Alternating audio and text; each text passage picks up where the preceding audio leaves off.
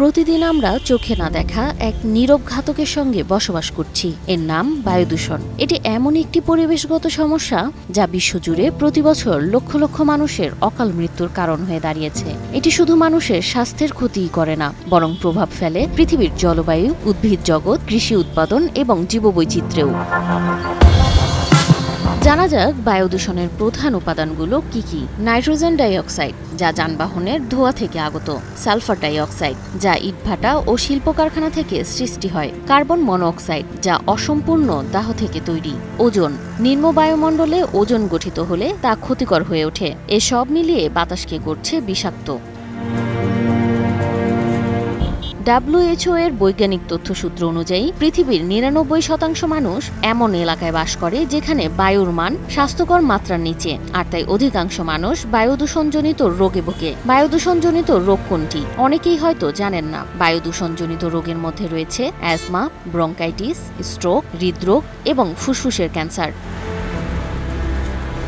অনেকের মনে প্রশ্ন জাগতে পারে, বায়ু দূষণ বৈশ্বিক ও স্থানীয়ভাবে কি প্রভাব ফেলে। তাদের উদ্দেশ্যে বলবো, বিশ্বের অন্যতম দূষিত শহরগুলোর মধ্যে রয়েছে ঢাকা, দিল্লি, বেইজিং। শুনে অবাক হলেও ঢাকা বিশ্বের সবচেয়ে দূষিত শহরগুলোর মধ্যে একটি হিসেবে চিহ্নিত হয়েছে, কেননা এখানে শিশু ও বৃদ্ধরা সবচেয়ে বেশি ঝুঁকিতে। সবচেয়ে বেশি বায়ু দূষণ পরিলক্ষিত হয়, যার মান ছিল প্রতি ঘনমিটারে 263.51 মাইক্রোগ্রাম।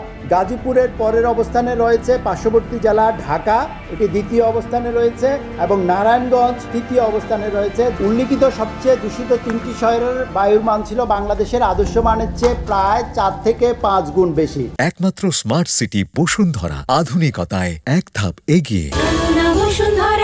এ দূষিত বাতাস শিশুদের ফুসফুস কেড়ে নিচ্ছে, বয়স্কদের ফেলে দিচ্ছে ঝুঁকির মুখে। শুধু তাই নয়, দূষণের কারণে কৃষিতে ফলন কমে যাচ্ছে, মাটি ও জলাশয়ও ক্ষতিগ্রস্ত হচ্ছে। এ দূষণের বেশিরভাগই মানুষ তৈরি করেছে। পুঁজিপতি, শিল্পপতি এবং বড় বড় কর্মযজ্ঞের কাছে পরিবেশ এবং ভবিষ্যৎ প্রজন্মের স্বাস্থ্য বিসর্জন দেওয়ার মধ্যে দিয়ে আমরা এই অবস্থা তৈরি করেছি। এটি ঘুরে দাঁড়ানোর জন্য শুধু রাজনৈতিক সদিচ্ছা এবং দৃঢ়তাই যথেষ্ট। একটা অদৃশ্য মৃত্যু প্রতিদিন আমাদের ঘিরে রাখে। এটি শুধু মানুষের জন্যই নয়, এ দূষণ ধ্বংস করছে প্রকৃতি, গাছপালা আর প্রাণীকুল। জীবন যেমন থেমে যাচ্ছে, তেমনি হারিয়ে যাচ্ছে জীববৈচিত্র্য। কিন্তু আশার আলো এখনো নিভে যায়নি। দূষণ কোথায় গিয়ে প্রথম হিট করতেছে? আপনার যে খাদ্য, আপনার যে খাদ্যের মেইন সোর্স, সেখানে গিয়ে হিট করতেছে। তাহলে এই জন্য আমাদেরকে দূষণ বিষয় সবসময় কেয়ারফুল থাকতে হবে। তাহলে সমাধান কোথায়? বিশেষজ্ঞদের মতে, প্রথমত ইলেকট্রিক যানবাহন ও পাবলিক ট্রান্সপোর্ট বাড়ানো, দ্বিতীয়ত শিল্পে ফিল্টার ও স্ক্র্যাবার ব্যবহার, এরপর নবায়নযোগ্য শক্তির প্রসার,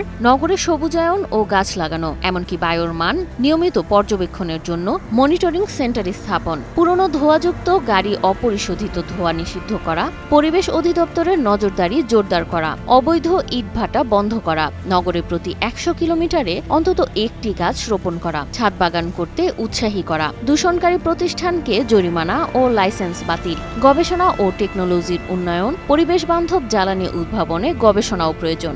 উই মাস্ট স্টপ ইট। আমাদেরকে নো পলিউশন পলিসি, আমাদের এটাতে যেতে হবে।